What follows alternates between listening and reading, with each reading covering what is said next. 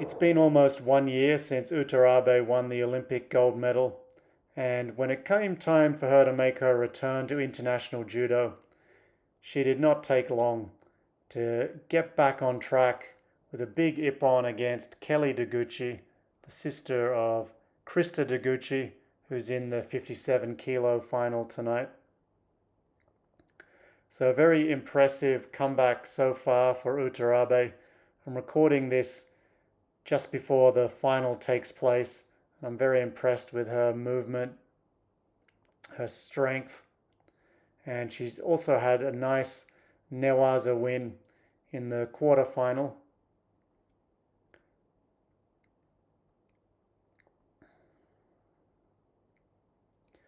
So Uta's gripping really seems very strong here. She seems very comfortable and she's not allowing her opponents to get hold of her tsurite. Her brother was amazing last weekend, so I'm glad to see she's able to follow in his footsteps once more. And it seemed like that one got right through the defenses and landed on the jaw.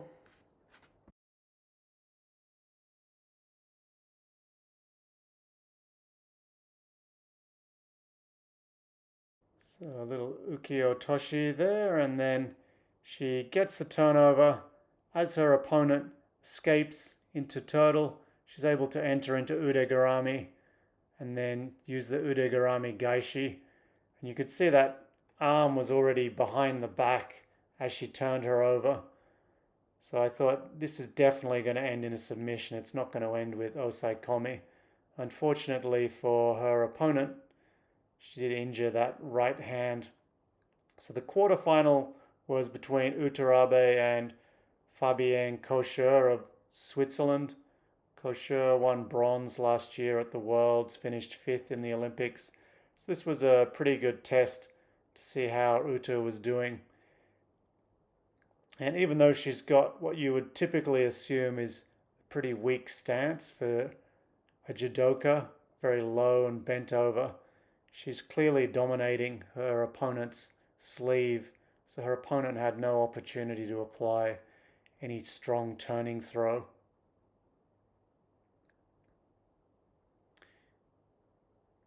Here, Kocher has no grip whatsoever on Abe's sleeve. So even though it might look off, and what about that one? Just the absolute power.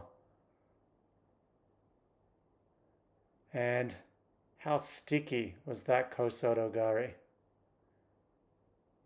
Uta Abe had a double shoulder surgery after the Tokyo Olympics.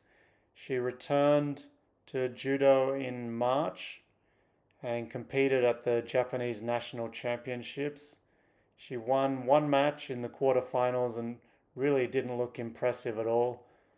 And then she forfeited the remainder of the tournament. If she didn't show up to compete in that tournament, she wouldn't be going to the World Championships. So I'm glad she was there.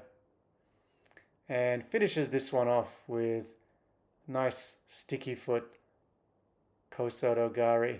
So the final was all set. The Olympic champion at 48 kilos, Distria Krasniqi, versus Uta Abe, the 52 kilo Olympic champion of Tokyo. Krasniqi bounced her opponent's head off the tatami with that Osoto Gari.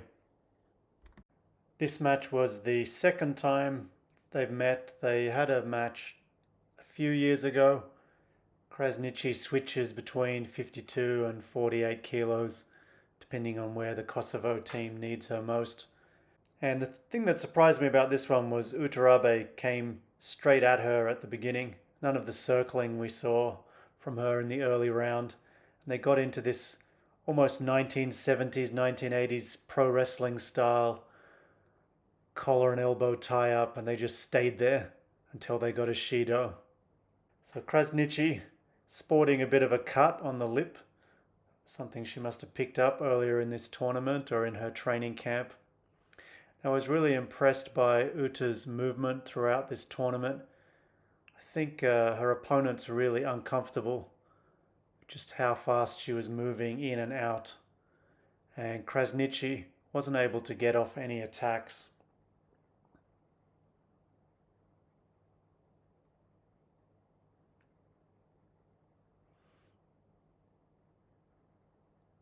Finally, Krasniqi was able to get control of the sleeve, but Abe was able to set it free.